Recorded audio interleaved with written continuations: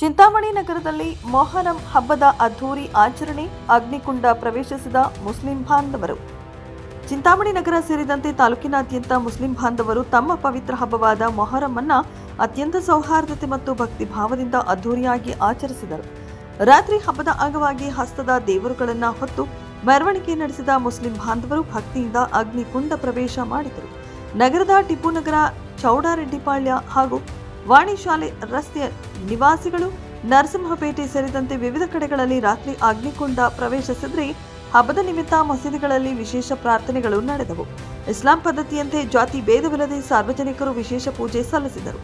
ಸುಂದರವಾಗಿ ಅಲಂಕರಿಸಲಾಗಿದ್ದ ಪಲ್ಲಕ್ಕಿಗಳಲ್ಲಿ ಹಸ್ತ, ತ್ರಿಶೂಲ ಹಾಗೂ ಕುದುರೆ ಮೂರ್ತಿಗಳೊಂದಿಗೆ ಮುಖ್ಯ ಬೀದಿಗಳಲ್ಲಿ ಭವ್ಯ ಮೆರವಣಿಗೆ ನಡೆಸಲಾಯಿತು.